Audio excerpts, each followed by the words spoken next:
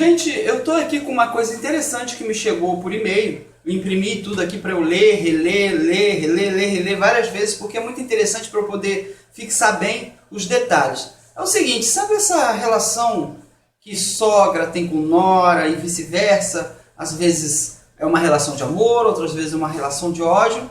E o caso que eu tenho aqui é interessante, de uma pessoa que mora aí em São Paulo. Quem é de São Paulo? Um beijo muito bem dado para todo mundo de São Paulo. Muito obrigado por todo mundo que me acompanha aqui, vocês são maravilhosos, o pessoal deixa comentário, muito legal.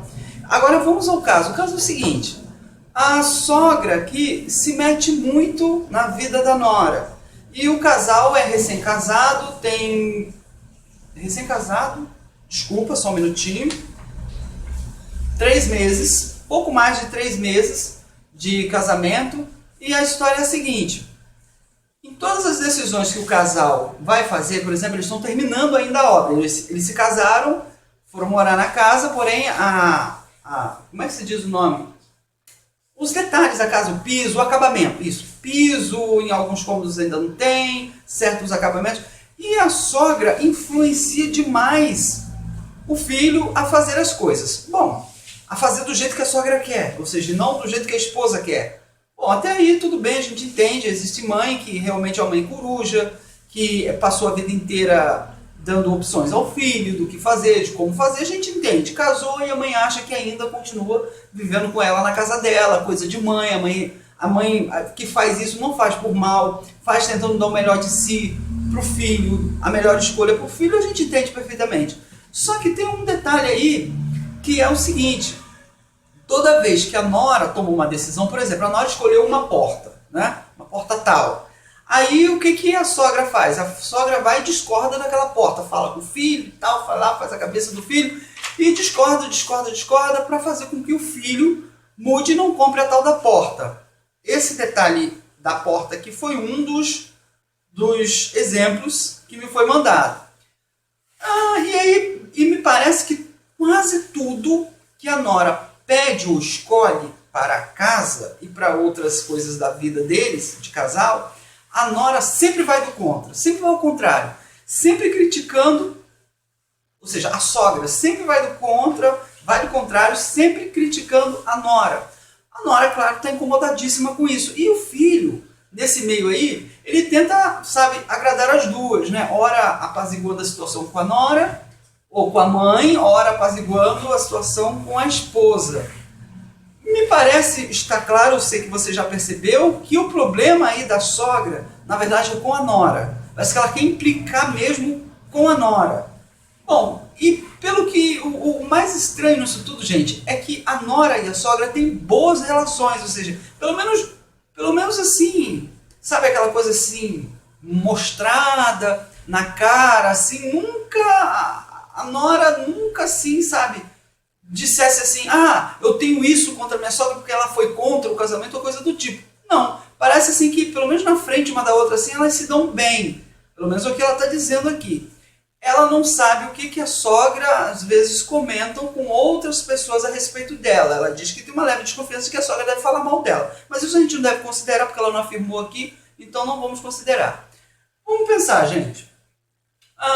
Talvez, não sei se na sua família tenha acontecido coisa assim, ou se você já viu vizinhos, casos assim, se você já presenciou, se isso já aconteceu com você ou não, porque muitas vezes a gente deixa a nossa experiência de vida falar, e às vezes a nossa experiência de vida, quando fala, não é a experiência de vida do outro, tem muito isso. A gente que às vezes quer, no nosso afã de ajudar, né, principalmente se for uma pessoa que a gente gosta, um amigo, um parente, a gente às vezes costuma, né, de não faz isso porque dá certo. Eu falo de cadeira, já aconteceu comigo, tal, mas às vezes a nossa visão de mundo, o nosso jeito de sentir, de estar numa relação, não é igual a do outro. Então a gente tem que olhar sempre com um olhar meio cético, meio desconfiado até da gente, da nossa própria opinião, porque de repente a nossa opinião não vai servir muito para a situação. Então vamos ao detalhe principal para a gente começar a analisar. O ponto mais importante é, eu acho que você já desconfia, não é a nora, mas sim o filho. Sim, o filho.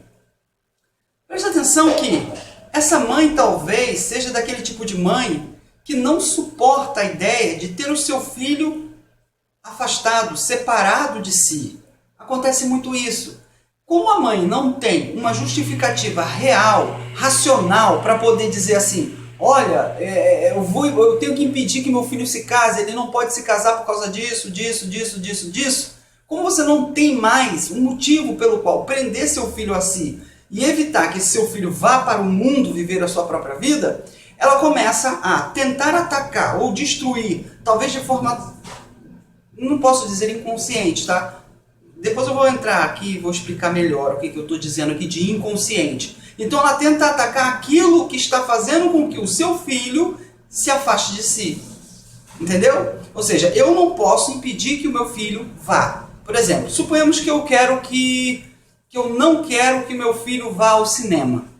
Como eu não posso dar uma justificativa racional para ele não ir ao cinema, né? Eu não posso dizer assim, ó, você não pode ir ao cinema porque você não está com dinheiro, ou você não vai ao cinema por causa disso. Não, eu não tenho uma explicação racional para ele não ir ao cinema. O que eu faço? Eu começo a dizer que o cinema não é bom, ou o filme é péssimo. Olha, o filme é horrível, o filme é de terror, você vai jogar seu dinheiro fora, e tal, simplesmente para ele não ir. A mesma coisa está acontecendo, parece que está acontecendo aí nesse caso, né? É óbvio que a solução mais prática já está na cara, todo mundo sabe, ora, é o filho tomar uma atitude, chegar para a mãe e falar, olha mãe, eu te amo, eu respeito muito a senhora, respeito muito as suas decisões, entendo a sua boa vontade comigo, porém agora eu tomo as minhas decisões na minha vida de casado. A minha vida de casado agora diz respeito somente a mim e a minha esposa, e infelizmente as decisões da senhora agora já não pesam mais, mãe. Agradeço muito a sua boa vontade. Então a questão é o filho, porque às vezes a mãe tem pouca informação para poder analisar, a gente precisaria, ó, tá passando aí um caminhão, a gente precisaria de mais informações, eu precisaria saber mais detalhes a fundo dessa mãe, eu precisaria inclusive até conversar com essa mãe, porque de repente o filho era um objeto através do qual a mãe projetava nele aquilo que ela não conseguiu projetar na vida própria dela. De repente essa mãe ela tem uma grande frustração pessoal, de repente essa mãe tem um sonho que ela não conseguiu realizar na vida ou não consegue. E ela tem vários desejos de relação e de realização que talvez ela não consiga ou não conseguiu no passado ou na vida ou no próprio casamento dela, e ela projeta isso no filho, né? Projeta isso no filho. E se o filho se afasta dela, ela não vai poder mais projetar isso no filho. Então ela precisa o tempo inteiro manter o filho dependente dela, o filho preso a ela. Porque se o filho está preso a ela é uma autoridade, ela consegue se realizar em referente ao filho. Veja que em momento algum, gente, eu estou aqui questionando, falando do amor materno, que todo mundo conhece, sabe como é que é, mãe é assim mesmo, mãe quer o melhor para o filho, quer proteger, tá. Mas eu estou indo atrás, bem atrás do amor materno. Eu estou indo atrás de algo que talvez não é amor, mas é uma simples projeção de um desejo da mãe no filho. Né? E que, como a nora é o objeto que está afastando o filho dela, ela precisa então atacar ou impedir ou diminuir a nora. Porque diminuindo a nora, ela faz com que o filho fique dependente dela, pergunte a opinião dela. E ela, dando a opinião dela para o filho, ela faz com que o filho faça aquilo que ela quer que ele faça. E o filho fazendo aquilo que ela quer que ele faça, ela se vê realizada, satisfeita. Entendeu a lógica? Então o problema não é a nora. Poderia ser qualquer outra nora. Ela ia talvez fazer a mesma coisa. E não é também um ciúminho barato de mãe. Não é isso. Talvez seja uma coisa da qual ela... a própria mãe não, sabe... não tem capacidade assim ainda de, puxa, por que será que eu estou fazendo isso? Esse tipo de pergunta de por que será que eu estou fazendo isso é uma das perguntas mais difíceis que o ser humano é capaz de fazer. Questionar a si mesmo. O ser humano está sempre pronto para questionar o outro. Né? A gente tem sempre opinião para o outro. Eu vou dizer por que você é assim, por que você está assado, mas eu jamais faço esse tipo de pergunta para mim mesmo. Então é um tipo de pergunta que essa mãe deveria fazer. Então, mas qual é a solução então, Alexandre, que você propõe para esse problema? Gente, a solução é óbvia. Eu dei um exemplo do filho, o que o filho deveria fazer. Mas existe uma outra, um pouco mais sofisticada, mais fácil. Ela é sofisticada, porém fácil. Aí já entra a questão da nora. Já é a nora que vai tomar essa iniciativa. Então, nora, eu digo para você fazer o seguinte, não brigue com a sua sogra, não se afaste dela. Não cause uma ruptura na relação de vocês duas. Faça exatamente o contrário. Procure descobrir na sua sogra o que a sua sogra gosta. Tenta participar do cotidiano dessa sua sogra de alguma forma, uma vez por semana, uma vez de 15 em 15 dias, uma vez por mês, daquilo que a sua sogra gosta de fazer. Suponhamos que a sua sogra gosta de fazer festinhas. Você se diz assim, sogra, minha sogra, você vai fazer a festinha de 1 ano aí para a vizinha, deixa eu te ajudar a fazer os salgadinhos, fazer o bolo. Ou seja, essa forma de você se aproximar não é uma forma simplesmente de quebrar o gelo e fortalecer o laço. Não é esse o objetivo. O objetivo é fazer o seguinte, uma vez que a nora esteja participando de algo que a sogra faz, e o que a sogra está fazendo porque ela mesma quer fazer, a nora vai passar a representar um elemento simbólico positivo na vida da sogra.